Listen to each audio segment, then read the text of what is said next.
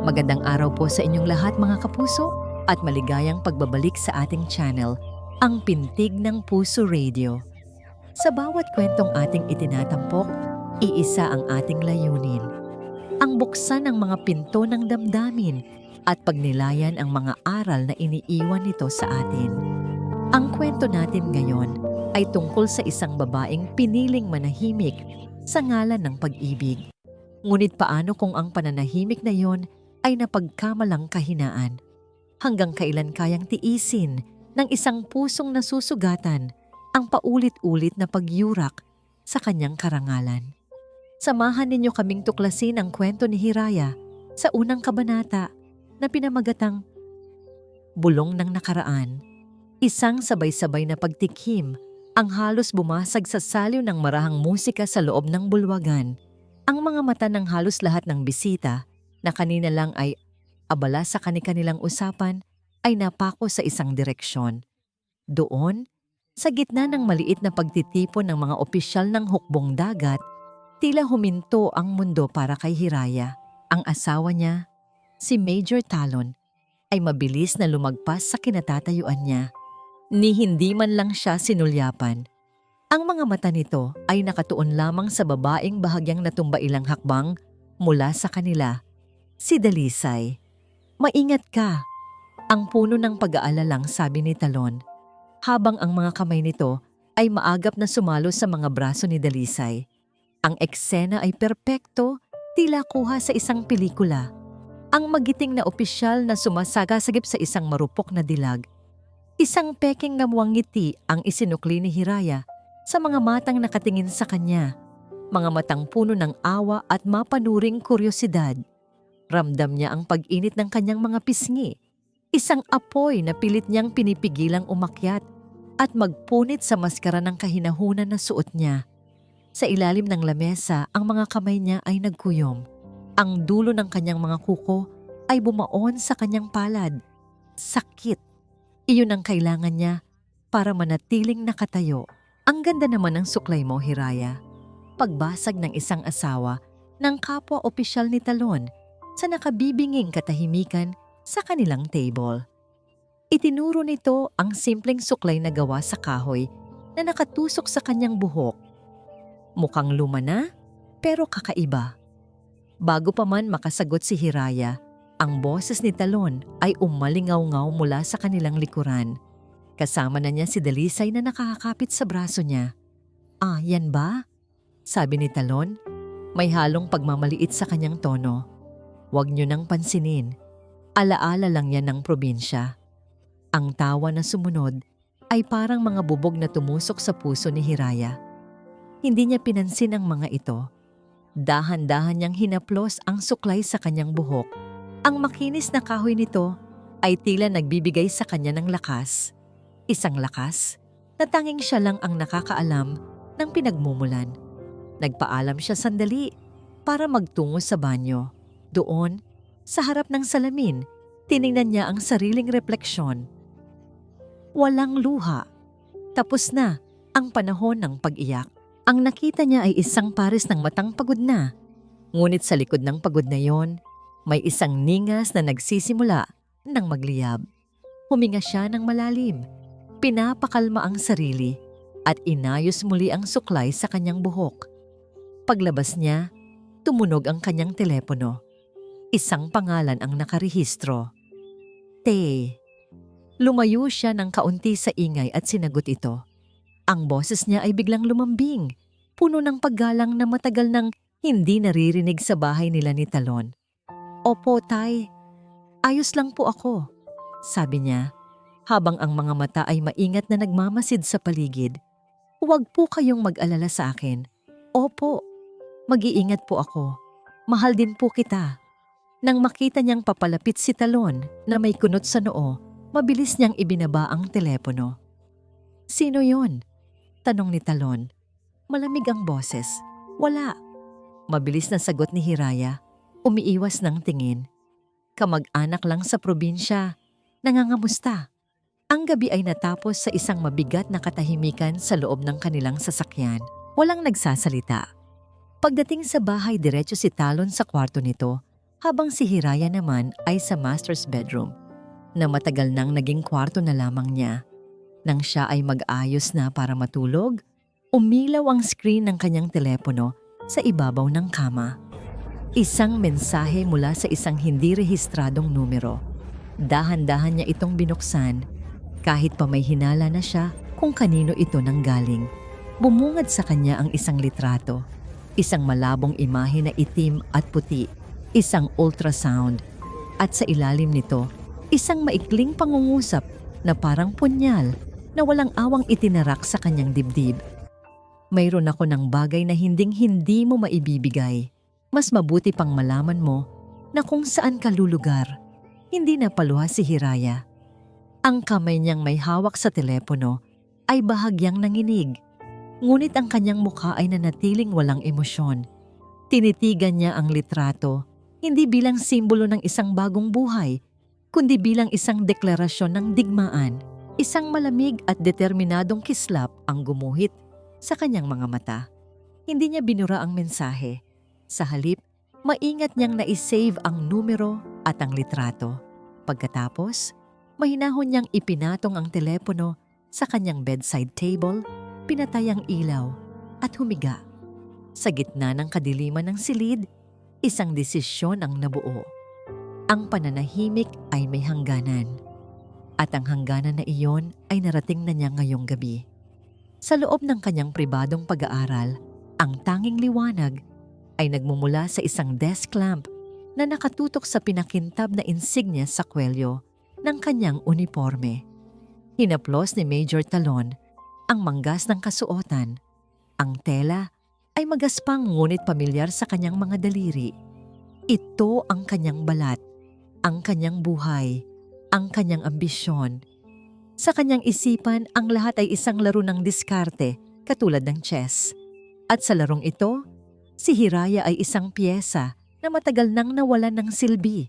Isang reyna na hindi kayang tumawid sa kabilang dulo ng board. Simple, maganda, oo, ngunit walang bigat. Isang palamuti na mula sa probinsya na noong unay naging kaaya-aya. Ngunit ngayon ay isa ng pabigat. Naalala niya ang araw na una silang nagkita. Si Hiraya, tahimik sa isang sulok, may hawak na libro. Naakit siya sa angkin nitong simpleng ganda at sa paraan ng pag-iwas nito ng tingin. Isang hamon. Ngunit nang makuha na niya ito, hindi na niya inabalang alamin pa kung ano ang nasa likod ng mga matang yon. Para sa kanya, sapat nang napasa kanya ito. Isang pagkakamali. Ngayon, si Dalisay ay ibang klase. Siya ang alas sa kanyang mga baraha. Isang obispo na kayang tumakbo ng pahilis, lampasan ang mga harang. At ang dinadala nito sa kanyang sinapupunan, iyon ang pinakamalakas na atake. Isang anak na lalaki, ang sabi niya. Isang heredero, isang matibay na kadahilanan para sa promosyon na matagal na niyang inaasam. Tumunog ang kanyang telepono. Pangalan ni Dalisay ang lumabas sa screen. Isang ngiti ang sumilay sa labi ni Talon. Mahal. Malamig na boses ni Dalisay ang bumati mula sa kabilang linya. Hindi ka pa ba matutulog? Iniisip kita. Tinatapos ko lang ang ilang trabaho, sagot ni Talon. Ang boses ay mas malambing kaysa sa paraan ng pakikipag-usap niya kay Hiraya sa nakalipas na mga taon. Kamusta ang pakiramdam mo at ng ating champion? Okay naman kami. Medyo nahihilo lang, sabi ni Dalisay. Ang boses ay tila nang hihina. Gusto ko sanang magpa-check up ulit bukas. Good, agarang sabi ni Talon. Ipa-schedule kita sa pinakamagaling na OBGYN sa military hospital para masigurado nating ligtas kayo. Natahimik sandali si Dalisay sa kabilang linya. Ay mahal, sabi nito pagkatapos ng ilang segundo. Ang tono ay naglalambing. Wag na doon. Masyadong maraming proseso, maraming tanong. Alam mo na, mas gusto ko sa private clinic ng tita ko. Mas personal ang alaga at kilala na nila ako doon. Hindi na nagpumilit si Talon. Ang mahalaga ay ang resulta. Sige, kung yan ang gusto mo, basta't i-update mo ako palagi. Pagkatapos ng tawag, bumalik ang bigat sa kanyang dibdib. Isang problema ang kailangan niyang ayusin. Isang balakid na kailangan niyang alisin. Lumabas siya ng kanyang pag-aaral at diretsong pumasok sa master's bedroom nang hindi kumakatok. Naabutan niya si Hiraya na nakaupo sa gilid ng kama, nakatingin sa kawalan. Ang katahimikan nito ay lalong nagpainit ng kanyang ulo. Walang salita. Kumuha siya ng isang brown envelope mula sa kanyang briefcase at inihagis ito sa kama, sa mismong harapan ni Hiraya. Napakunot ang noo ni Hiraya habang tinitignan ang sobre bago dahan-dahang itinaas ang tingin kay Talon. "Ano to?" Mahinang tanong niya. "Hindi ka ba marunong magbasa?" Sarkastikong sagot ni Talon. "Divorce papers. Pinirmahan ko na ang aking bahagi." Tumayo siya ng tuwid. Tinitigan si Hiraya mula sa itaas. Ang mga matay puno ng pagwawalang bahala. Ang babaeng minsan niyang pinangakuan ng habambuhay na pagmamahal ay isa na lamang problema sa kanyang mga mata. "Pirmahan mo yan," malamig niyang utos. "Bibigyan kita ng sapat na pera para makabalik ka ng maayos sa probinsya ninyo. Ituring mo na lang tong bayad sa mga taon na sinayang mo sa akin." Ang mga salitang divorce papers ay parang malakas na sampal na hindi man lang dumapos sa kanyang pisngi, ngunit ang hapdi ay tumagos hanggang sa kaibuturan ng kanyang kaluluwa. Ngunit sa halip na mga luhang mainit, ang dumaloy sa kanyang buong sistema ay isang lamig na nakapagpapatigas. Isang lamig na matagal na niyang hindi naramdaman. Walang panginginig sa mga kamay. Dahan-dahan niyang kinuha ang envelope. Binuklat niya ito at binasa ang bawat salitang nakasaad. Ang bawat probisyon na tila isinulat para tuluyan na siyang burahin sa buhay ni Talon. Ang pangalan niya, ang pangalan ng lalaking minahal niya ng buong buo. Ngunit wala ng sakit. Ang bawat salita sa papel ay hindi na mga punyal na tumutusok sa kanyang puso, kundi mga martilyong pumupukpok sa tanikalang matagal nang gumagapos sa kanya. Napatingin siya sa kanyang bedside table. Doon, sa ilalim ng liwanag ng ilawan, ay nakapatong ang isang makapal na libro. Ang pabalat nito ay pamilyar sa kanya. The Civil Code of the Philippines. May mga maliliit na colored marker na nakadikit sa ilang pahina, mga sulat kamay sa gilid.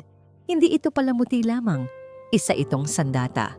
Biglang nagbalik sa kanyang alaala ang sinabi ng kanyang ama noong huli silang magkausap ng masinsinan bago pa man siya ikasal kay Talon. "Anak," ang sabi ng malumanay, ngunit may bigat na boses ng kanyang ama. Ang katarungan ay hindi laging maingay. Minsan, nagsisimula ito sa tahimik na pagmamasid at sa maingat na pag-ipon ng katotohanan. Huwag mong isipin na ang pagpili sa kapayapaan ay tanda ng kahinaan. Naalala rin niya ang huli nilang pagtatalo ni Talon noong nakaraang linggo. Nang buong pagmamalaki nitong ipagsigawan ang relasyon nila ni Dalisay. Sa gitna ng kanyang pighati, isang pangungusap ang kumawala sa kanyang bibig, isang babala na binalewala lamang ni Talon. "Magsisisi ka sa paghamak mo sa pamilya ko," sabi niya noon. Ang boses ay nanginginig sa pigil na galit. Ang isinagot lang ni Talon ay isang malakas at mapang-insultong halakhak. "Ang pamilya mong taga-probinsya? Ano nga magagawa nila sa isang major ng Philippine Navy?" Ngayon, habang nakatitig sa papel ng diborsyo, isang desisyon ang nabuo sa kanyang isipan. Kinuha niya ang kanyang telepono at nag-dial ng numero. "Attorney Salcedo?" "Hiraya to," sabi niya sa mahinang boses. "Pasensya na sa abala. May ilang bagay lang sana akong gustong itanong." Pagkatapos ng maikling tawag, huminga siya ng malalim. Tumingin siya kay Talon na naiinip ng naghihintay sa may pintuan. Ang muka'y puno ng pagkasuklam. Kinuha ni Hiraya ang pluma sa ibabaw ng mesa. Ang tunog ng dulo nito sa papel ay ang tanging maririnig sa loob ng silid. Mabilis at pirmado, walang pag-aalinlangan. Pagkatapos, dahan-dahan siyang tumayo at inilapag ang papel sa kama. "Ayan na," sabi niya. Ang boses ay kalmado, walang emosyon, Ngunit may bigat na parang yelo. Akma na sanang aalis si Talon. Isang nangiting tagumpay ang nagsisimulang gumuhit sa kanyang mga labi.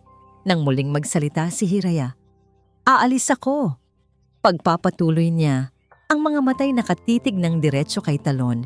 Isang tingin na hindi pa nito nakikita kailanman. Pero bago yan, sasamahan mo ako sa party sa Tanawin Bay bilang mag-asawa. Napakunot ang noo ni Talon. Anong kalokohan to? Walang kalokohan, sagot ni Hiraya. Kung paano natin ito sinimulan, ganoon din natin ito tatapusin. Sa harap ng lahat, pagkatapos ng gabing iyon, malaya ka na. Humarap si Hiraya at naglakad patungo sa bintana. Tinalikuran si Talon na naiwang tulala. Hindi takot o lungkot ang nakita nito sa mukha ng kanyang asawa. Ang nakita niya ay isang bagay na mas nakakatakot, isang katahimikang puno ng layunin. Hawak ni Dalisay ang kanyang telepono. Paulit-ulit na binabasa ang sarili niyang mensahe na ipinadala kay Hiraya kagabi. Ang litrato ng ultrasound, ang mga salitang tumatagos sa buto, isang ngiti ng tagumpay, ang sumilay sa kanyang mga labi. Ang sarap sa pakiramdam. Ang bawat galaw niya ay kalkulado. Bawat salita ay may lason na nakabalot sa pulot-pukyutan. Si Major Talon ay ang pinakamalaking isda na nahuli niya. Ambisyoso, mayabang, at higit sa lahat, madaling mauto sa tamis ng mga papuri at sa pangako ng isang kinabukasang hawak niya sa kanyang mga kamay. Isang anak na lalaki, iyon ang pinakamadaling pain. Isang mabilis na search sa internet para sa 8-week ultrasound photo at kaunting husay sa pag-arte at ang Major ay kumagat ng buong buo. Muling nag-vibrate ang kanyang telepono. Sa pagkakataong ito, pangalan na ni Talon ang nasa screen. Agad niyang binago ang ekspresyon ng kanyang mukha. Mula sa mapanloko ay naging isang maamong tupa. Mahal? Sagot niya. Ang boses ay sadyang pinahina at puno ng paglalambing. Kamusta ka na? Uminom ka na ba ng vitamins mo? Tanong ni Talon mula sa kabilang linya. Opo, mahal. Sagot ni Dalisay habang pinapaikot-ikot ang isang hibla ng kanyang buhok sa daliri. Iniisip ko lang yung party sa Tanawin Bay. Pupunta ka, di ba? Gusto kong maipakilala mo na ako sa lahat bilang huminto siya. Hinahayaang mabiti ng mga salita sa ere. Oo naman, mabilis na sagot ni Talon. Pero may problema. Gusto rin ni Hiraya na sumama. Nawala ang nangiti sa labi ni Dalisay. Napalitan ito ng pagkainis. Ano? Bakit? Para ano? Para gumawa ng eksena? Para ipahiya tayo? Ang boses niya ay nagsimula ng manginig. Isang perpektong pagganap ng isang babaeng nababahala. Hayaan mo na siya. Ako ang bahala. Mariing sabi ni Talon. Ito na ang huling gabi niya bilang asawa ko. Pagkatapos nito, sayo na ako ng buo. Talaga mahal? Sabi ni Dalisay, ibinabalik ang tamis sa kanyang boses. Pangako yan, ha? Sige na, maghanda ka na para sa trabaho. Mag-iingat ka palagi. Mahal na mahal kita. Pagkababa niya ng tawag, isang mapait na tawa ang kumawala sa kanyang lalamunan. Sa akin ng buo, hangal, bulong niya sa sarili. Hindi si Talon ang gusto niya, kundi ang buhay na kayang ibigay nito. Ang posisyon, ang pera, ang kapangyarihan. Ngunit sa likod ng kanyang pagtatagumpay, may isang maliit na bagay na gumugulo sa kanyang isipan. Ang kondisyon ni Hiraya, ang pagsama nito sa party. Bakit? Bakit hindi ito nagwawala? Bakit hindi ito umiiyak at nagmamakaawa? Bakit ang huling balita na narinig niya mula kay Talon ay pumirma ito sa divorce papers nang walang tanong? At pagkatapos ay nagbigay ng isang kakaibang kondisyon? Dapat naglulupasay na yon ngayon, sabi niya sa sarili habang nakatingin sa kanyang refleksyon sa salamin. May isang bagay na hindi tama. Ang isang daga na nahuhuli sa patibong ay dapat na sumisigaw, hindi nananahimik at nag-iisip. Biglang tumunog muli ang kanyang telepono. Isang hindi pamilyar na numero. Nag-aalangan man ay sinagot niya ito. Hello? Dalisay? Tanong ng isang magaspang na boses ng lalaki mula sa kabilang linya. Isang boses mula sa isang nakaraang ayaw na niyang balikan. O baka naman, Micaela pa rin ang dapat kong itawag sa'yo. Ang nangiti sa mukha ni Dalisay ay biglang naglaho na parang bula. Napalitan ito ng gulat at hindi maipintang takot. Ang telepono ay halos madulas mula sa kanyang nanginginig na kamay. Malayo sa marangyang bulwagan at sa malamig na tahanang ibinahagi niya kay Talon, nakaupo si Hiraya sa isang sulok ng isang di kilalang coffee shop sa kabilang bahagi ng Puerto de Silangan. Simple lamang ang kanyang suot, isang blusang kulay krema at pantalon. Malayo sa imahe ng asawa ng isang mataas na opisyal. Ngunit ang determinasyon sa kanyang mga mata ay mas matalas pa kaysa sa anumang diamante. Sa kanyang harapan ay nakaupo ang dalawang tao. Ang isa ay si Attorney Salcedo, isang matalik na kaibigan at abogadong pinagkakatiwalaan niya. Ang isa naman ay isang lalaking nasa edad 40. May seryosong mukha at mga matang tila sanay nang tumingin sa mga bagay na hindi din nakikita ng karamihan.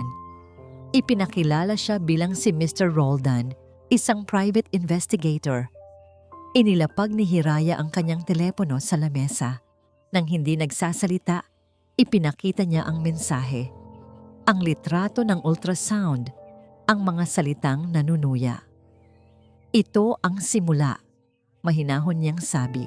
Ang numerong yan ay hindi nakarehistro. Gusto kong malaman kung sino ang nagmamay-ari nito. At gusto kong malaman ang lahat tungkol sa babaeng nagngangalang Dalisay. Kinuha ni Mr. Roldan ang isang maliit na notebook. Anumang impormasyon na meron kayo, ma'am, gaano man kaliit ay makakatulong. Sinabi niya sa asawa ko na sa isang private clinic ng tiyahin niya siya nagpapacheck up. Sabi ni Hiraya. Inaalala ang pag-uusap nila ni Talon na narinig niya nang minsang iwan nito ang telepono sa sala. Wala siyang ibinigay na pangalan ng clinic, yun lang. Isang clinic na walang pangalan. Doon tayo magsisimula. Sabi ni Mr. Roldan, ang kanyang mukha ay hindi nagbago ng ekspresyon. Tungkol sa ultrasound, mukha itong generic. Maaring kinuha lang sa internet. Susuriin namin. Sumingit si Attorney Salcedo. Hiraya, sigurado ka na ba talaga rito? Kapag sinimulan natin to, wala nang atrasan. This is fraud, possibly even blackmail. Malaki ang kaso. Tumingin si Hiraya sa kanyang kaibigan, isang maliit at mapait na ngiti ang gumuhit sa kanyang labi. Kailanman ay hindi ako naging ganito kasigurado, Lisa. Ang pananahimik ko ang nagbigay sa kanila ng lakas ng loob para tapak-tapakan ako. Oras na para ipaalala sa kanila na ang batas ay hindi lang para sa mga matatapang na nagsasalita. Para rin ito sa mga tahimik na nakakaintindi.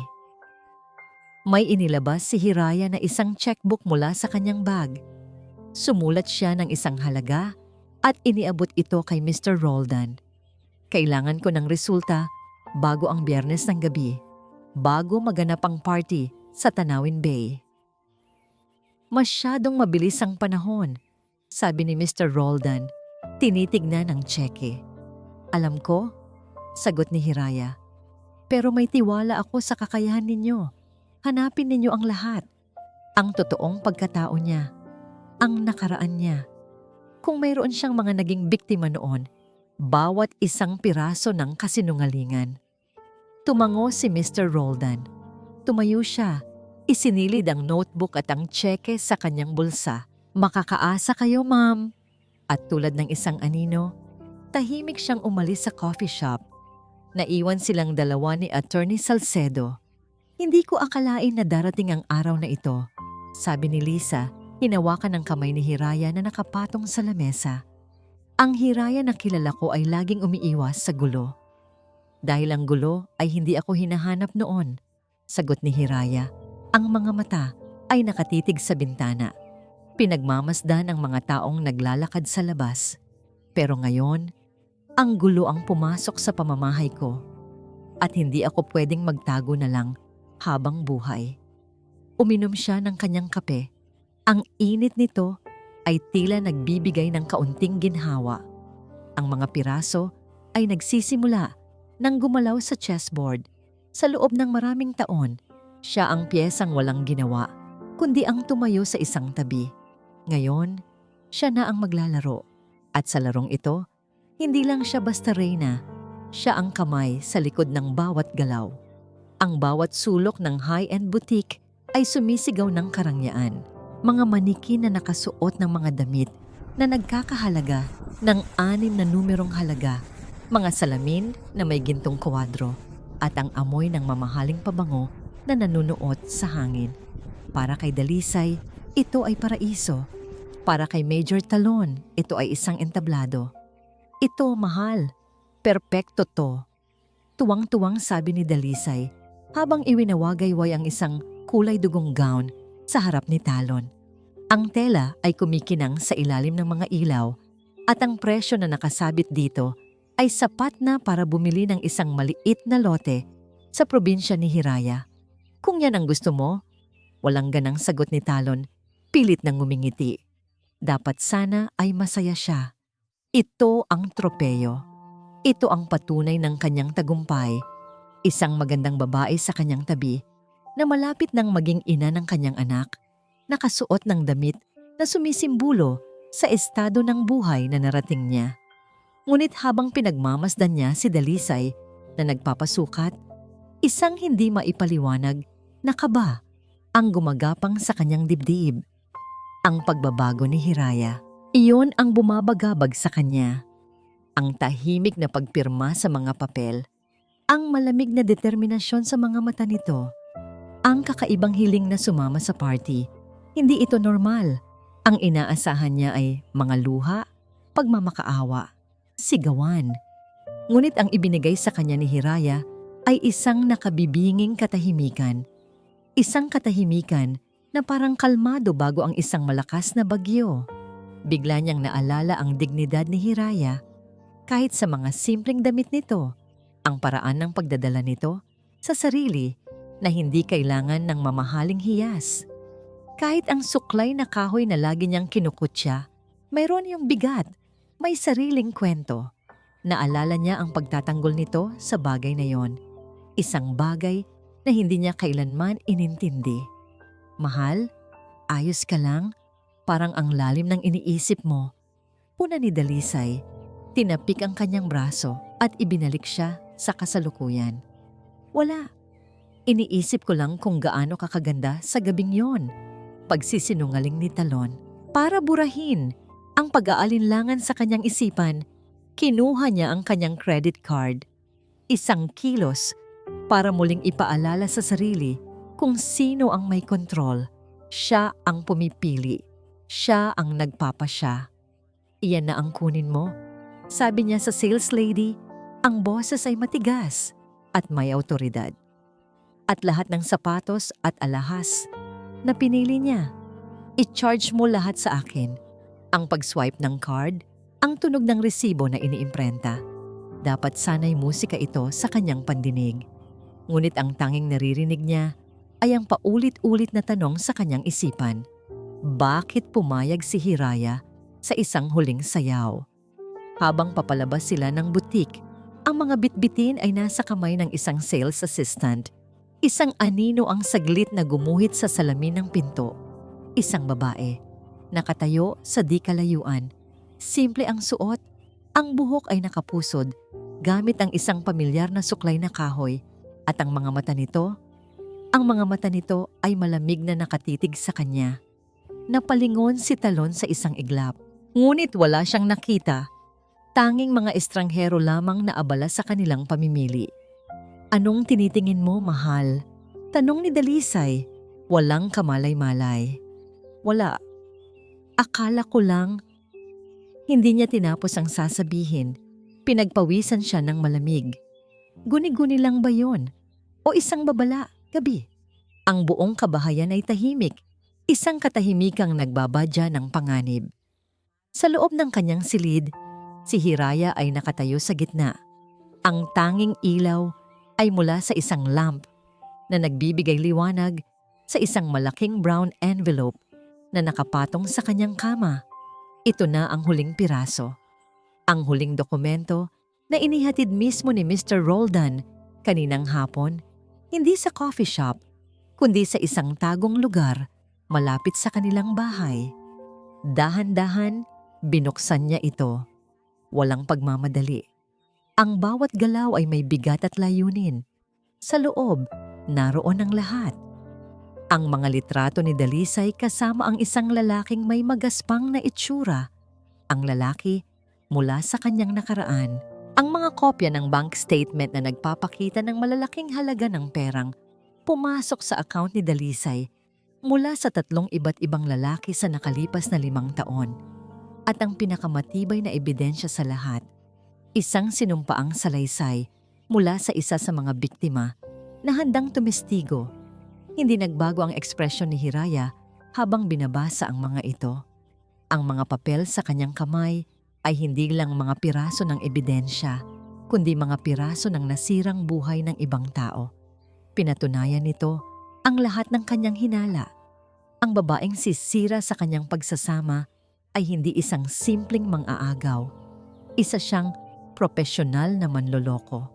Isinara niya ang envelope at maingat itong inilagay sa loob ng kanyang itim na clutch bag.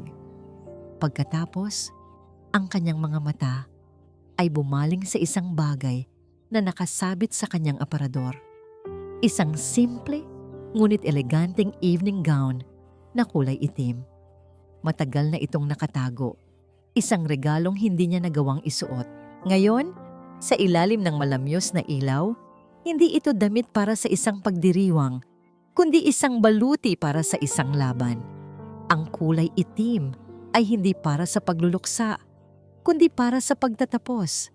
At sa ibabaw ng kanyang tukador, sa tabi ng kanyang mga alahas, naroon ang pinakamahalaga sa lahat. Ang suklay na gawa sa kahoy. Kinuha niya ito. Ang kinis ng kahoy, ang mga ukit na pamilyar sa kanyang mga daliri, ay nagbigay sa kanya ng kakaibang lakas.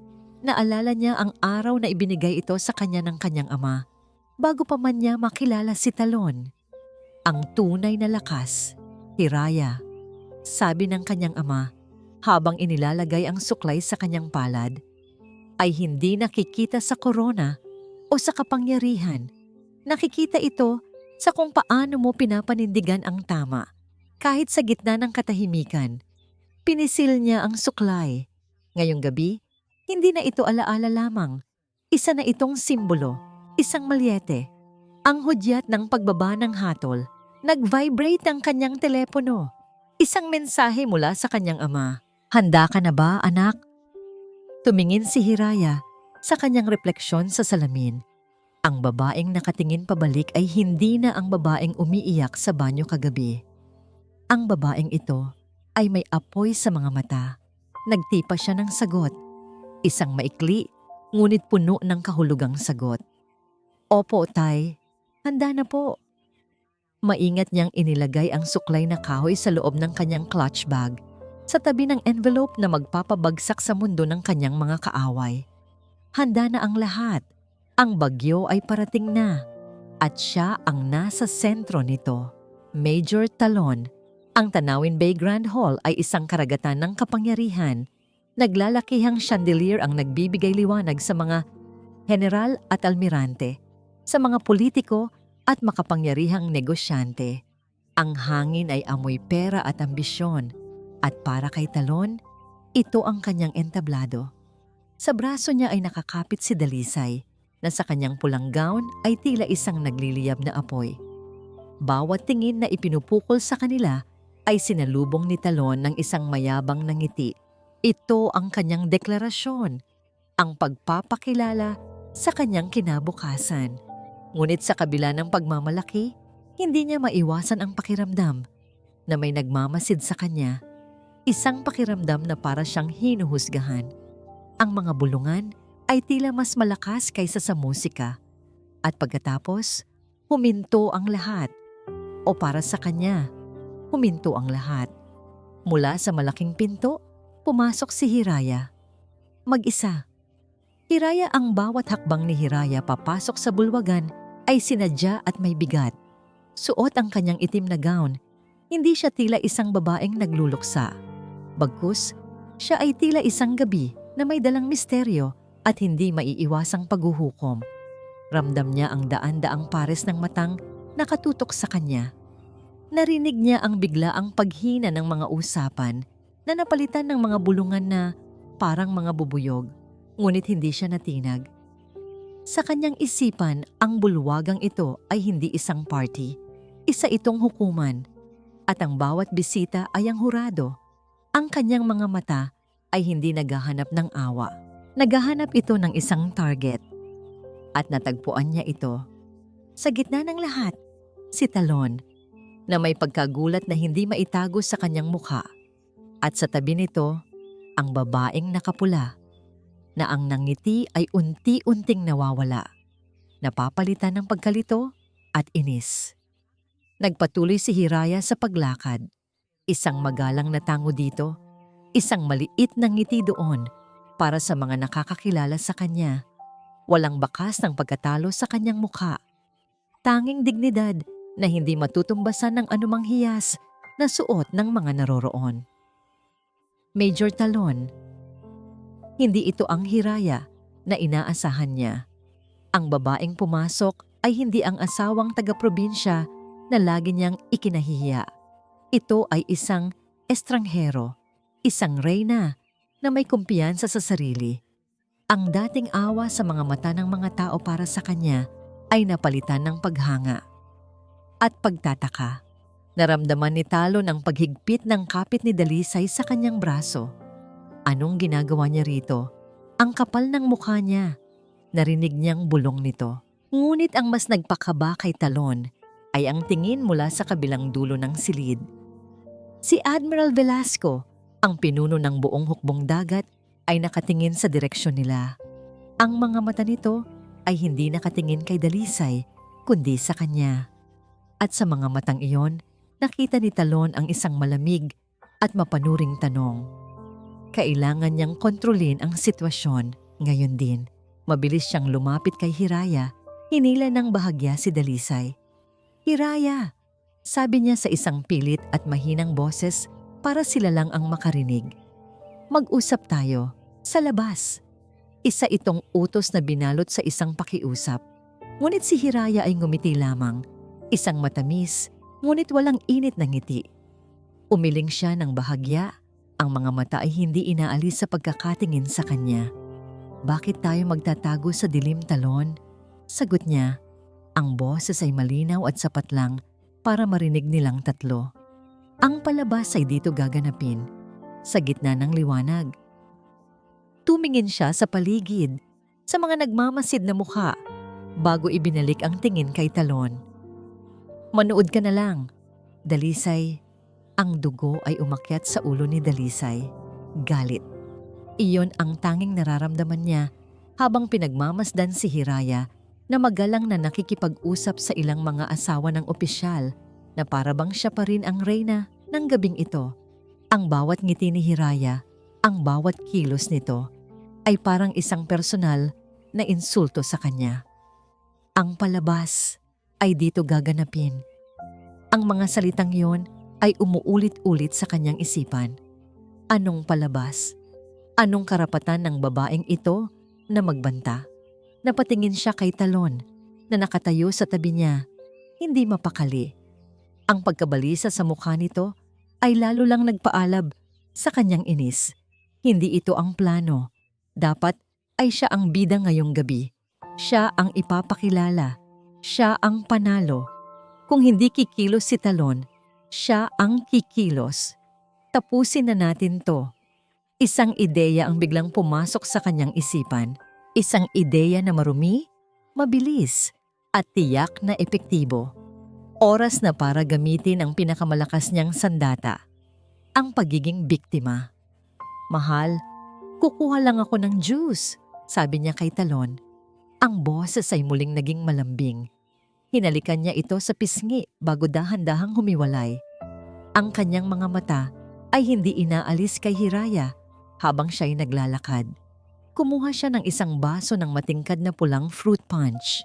Ang kanyang puso ay bumibilis, hindi dahil sa takot, kundi dahil sa pananabik.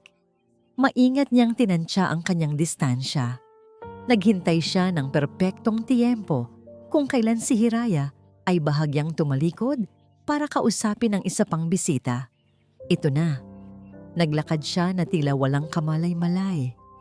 At nang sapat na ang lapit niya, sinadya niyang matisod ang sariling paa. Hiraya isang biglaang paggalaw. Sa gilid ng kanyang paningin ang nagpaalerto kay Hiraya. Bago pa man siya makalingon ng tuluyan, naramdaman na niya ang malamig na likido na bumuhos sa kanyang likuran. Bumabakat sa itim na tela ng kanyang gown. Kasunod nito ay ang tunog ng nabasag na salamin sa sahig. Ay! Isang apektadong sigaw ang narinig niya. Ang bulwagan ay biglang natahimik. Ang musika ay tila humina. Muli, ang lahat ng atensyon ay nasa kanila. Dahan-dahan siyang lumingon. Doon sa sahig ay si Dalisay na mukhang kaawa-awa habang nakaupo sa gitna ng mga bubog. Ang kanyang pulang gown ay nabahira ng sarili niyang inumin. Ngunit ang mga mata nito ay hindi nagpapakita ng sakit, kundi ng isang tuso at naghihintay na kislap. Hiraya, ano ang ginawa mo? Ang boses ni Talon ay parang kulog. Mabilis itong lumapit, hindi para tulungan si Dalisay na tumayo, kundi para harapin si Hiraya. Ang mukha ay puno ng galit na parang matagal nang gustong isabog. Bakit mo siya tinulak? Dagdag pa nito, ang boses ay malakas na para marinig ng lahat sa paligid nila. Si Dalisay ay nagsimula ng humikbi, hinahaplos ang kanyang tiyan. Ang baby ko, sabi niya sa paos na boses, tinitiyak na ang bawat salita ay puno ng drama. Sinadya niyang saktan ako. Nagsimula na ang palabas, ngunit ito'y isang palabas na inaasahan na ni Hiraya. Hindi siya nagsalita, hindi siya nagtanggol. Tinitigan lamang niya si Talon. Ang mga mata ay kalmado. Hayaan mong isigaw mo ang lahat ng iyong akusasyon. Hayaan mong ilabas mo ang lahat ng iyong kamangmangan. Hayaan mong husgahan ka ng lahat sa iyong pagkabulag. Ang katahimikan niya ay mas malakas kaysa sa anumang sigaw. Ito'y isang hamon, isang paanyaya sa susunod na eksena. Hiraya. Ang bawat salitang lumalabas sa bibig ni Dalisay ay isang patak ng lason na idinisenyo para wasakin ang kanyang pangalan. Ngunit para kay Hiraya, ang mga ito'y mga nota lamang sa isang musikang alam na niya ang katapusan. Nakatayo siya sa gitna ng bagyo, ngunit sa loob niya, mayroong isang hindi matinag na kapayapaan.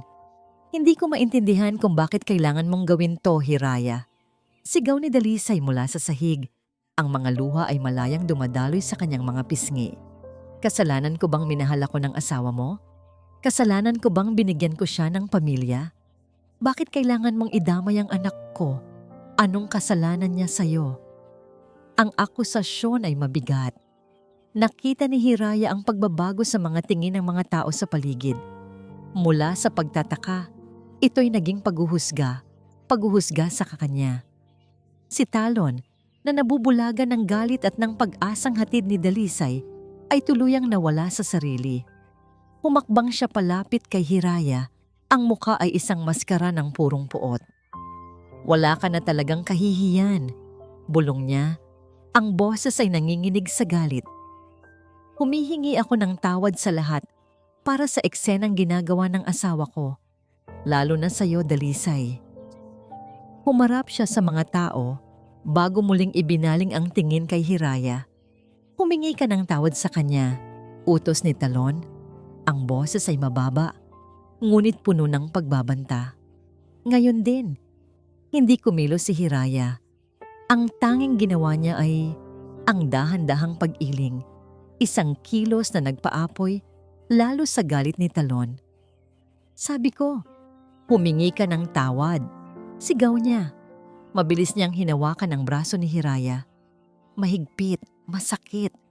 Ang mga daliri niya ay bumaon sa balat nito. Sa sahig, nakita ni Dalisay ang kanyang pagkakataon. Ito na ang rurok ng kanyang pag-arte. Dahan-dahan siyang tumayo, tinulungan ng isa pang babae. Lumakad siya palapit kay Hiraya. Ang mukha ay nagpapahayag ng nasaktang inosente. Hindi na kailangan talon, sabi niya sa nanginginig na boses. Hindi ko kailangan ng paumanhin niya. Ang kailangan ko lang ay... At sa isang mabilis na kilos, itinaas niya ang kanyang kamay. Ang isang sampal ay parating na. Isang sampal na tatapos sa lahat. Isang sampal na magiging selyo ng kanyang pagkapanalo sa harap ng lahat. Nakatayo si Talon. Hawak pa rin ng mahigpit ang braso ni Hiraya. Pinipigilan itong gumalaw. Pinipigilan itong umiwas. Handa na niyang hayaang ipahiya ang kanyang asawa sa pinakamasakit na paraan. Ngunit ang sampal ay hindi dumapo.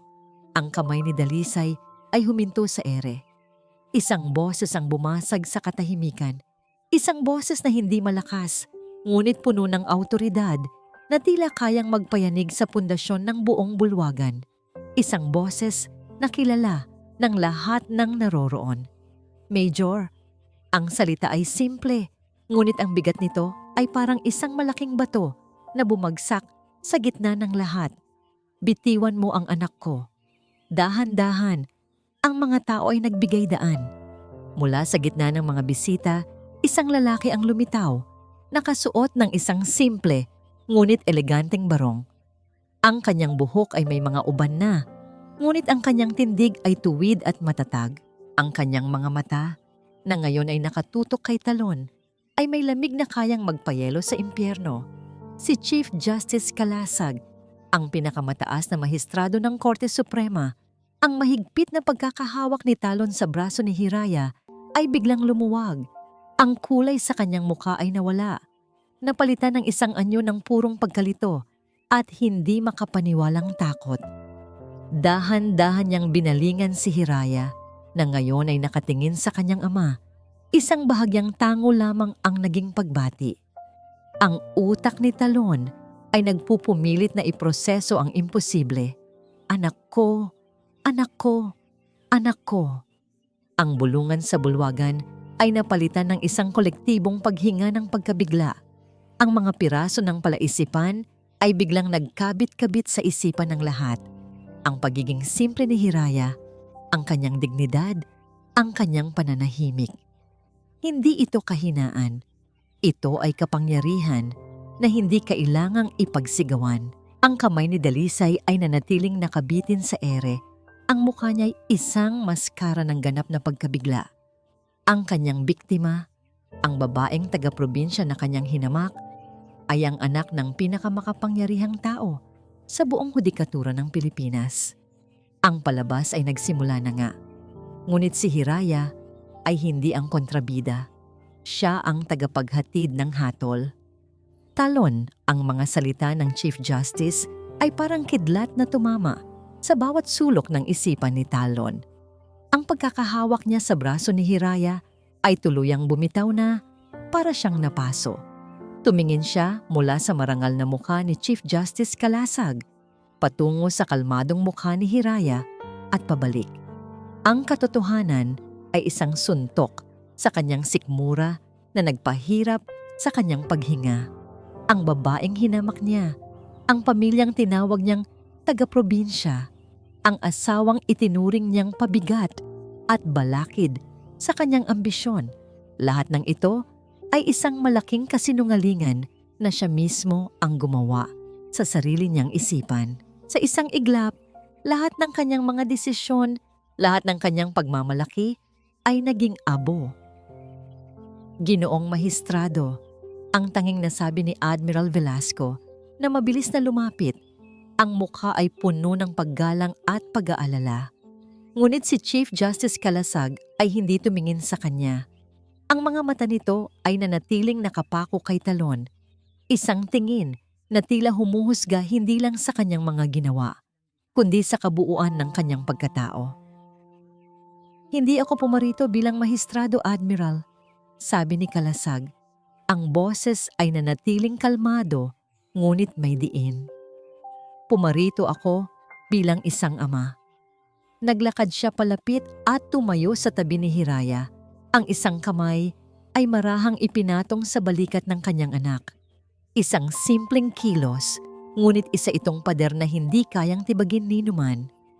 Pagkatapos, ang mga mata ng Chief Justice ay bumaling sa naguguluhang si Dalisay.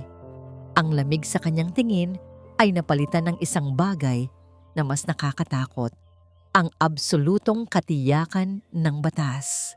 At bilang isang ama, pagpapatuloy niya, tungkulin kong protektahan ang aking anak mula sa mga manloloko at mandaraya. Nag-angat siya ng kamay. Isang aide ang mabilis na lumapit at ibinigay sa kanya ang isang tablet.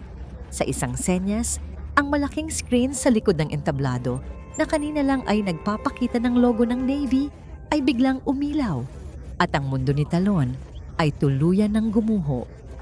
Unang lumabas ang isang medical certificate mula sa isang totoong ospital. Isang sertipikasyon na si Dalisay ay hindi buntis at hindi kailanman naging buntis sa nakalipas na 6 na buwan. Kasunod nito, mga litrato. Si Dalisay kasama ang iba't ibang lalaki. Ang mga petsa ay nagpapatunay na ang mga relasyon ay nagsasabay-sabay at ang huli, isang video. Isang recording mula sa isang security camera. Si Dalisay nakikipag-usap sa lalaking may magaspang na itsura. Ang lalaki mula sa kanyang nakaraan. Malinaw ang bawat salita. Madali lang lokohin ang major na yon, sabi ng boses ni Dalisay sa recording, may kasamang tawa. Isang pekeng ultrasound at ilang patak ng luha. Naniwala agad na magkakaanak na kami. Kapag nakuha ko na ang gusto ko, babalikan din kita. Isang kolektibong pag-agham ang maririnig mula sa mga bisita. Ang awa para kay Dalisay ay napalitan ng pandidiri. Si Dalisay na ngayon ay namumutla na parang isang multo ay napaatras. Tumingin siya kay Talon, naghahanap ng tulong. Talon, mahal.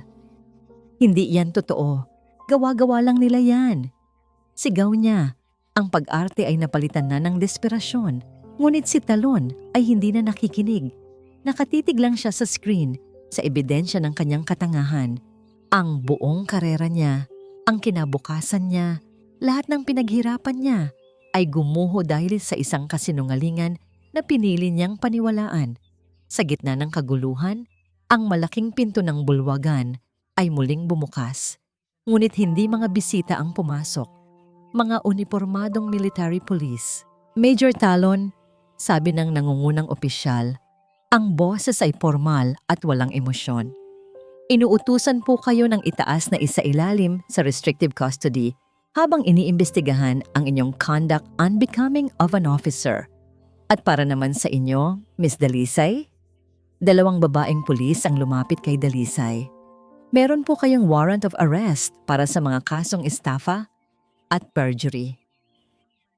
Ang huling hibla ng pag-asa ni Dalisay ay naputol. Nagwala siya. Hindi! Hindi niyo ako pwedeng arestuhin. Talon! Tulungan mo ko! Sigaw niya habang kinakabitan ng posas. Kasalanan mo to. Kung hindi ka lang sana naging tanga. Ngunit si Talon ay parang isang estatwa. Nakatayo sa gitna ng mga guho ng kanyang buhay. Pinapanood niya ang paghila palayo kay Dalisay. Ang mga sigaw nito ay unti-unting humihina. Pagkatapos, 2 MP ang lumapit sa kanya. Hindi siya pumalag. Wala nang lakas para lumaban. Ang kanyang ambisyon ay ang naging sarili niyang bitag. Sa gitna ng lahat ng ito, si Hiraya ay nanatiling tahimik sa tabi ng kanyang ama. Hindi siya nakangiti. Hindi siya nagdiriwang. Tinitignan lamang niya ang bunga ng mga kasinungalingan. Ang resulta ng isang hustisyang matagal niyang hinintay. Ang hustisyang siya mismo ang naglatag. Ilang linggo na ang lumipas. Ang iskandalong yumanig sa Tanawin Bay ay unti-unti nang napalitan ng ibang mga balita. Ngunit ang mga epekto nito ay nananatili. Mula sa balkonahe ng bahay ng kanyang ama, tanaw ni Hiraya ang asul na karagatan ng Puerto de Silangan. Ang hangin ay sariwa, malinis. Tila hinuhugasan nito ang lahat ng bigat na matagal niyang pinasan sa kanyang dibdib. Sa kanyang kamay, hawak niya ang isang tasa ng mainit na kape. Sa loob ng bahay bukas ang telebisyon. Isang reporter ang nagbabalita. Opisyal nang tinanggalan ng ranggo si dating Major Talon matapos mapatunayang nagkasala sa isinagawang court martial. Samantala, si Dalisay naman ay nahaharap sa maraming kaso ng panloloko matapos lumutang ang iba pa niyang mga biktima. Pinatay ni Hiraya ang television gamit ang remote. Hindi na niya kailangang marinig ang mga detalye. Alam na niya ang katapusan. Ang hustisya, kahit mabagal ay dumating. Tapos na ang diborsyo nila. Malaya na siya. Ngunit ang kalayaan na nararamdaman niya ay hindi nagmula sa paghihiganti. Nagmula ito sa pagpapatawad. Hindi para sa kanila, kundi para sa sarili niya. Ang pagpapatawad sa sarili dahil hinayaan niyang maliitin siya ng ganoon katagal. Kinuha niya mula sa isang maliit na lalagyan sa mesa ang kanyang suklay na kahoy. Hinaplos niya ito. Hindi na ito simbolo ng pagtitiis. Isa na itong paalala ng kanyang lakas. Isang paalala na ang pinakamahalagang laban ay ang laban para sa sariling dignidad.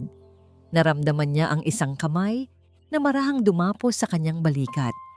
Ang kanyang ama, si Justice Kalasag, ay tumabi sa kanya. May hawak ding tasa ng kape.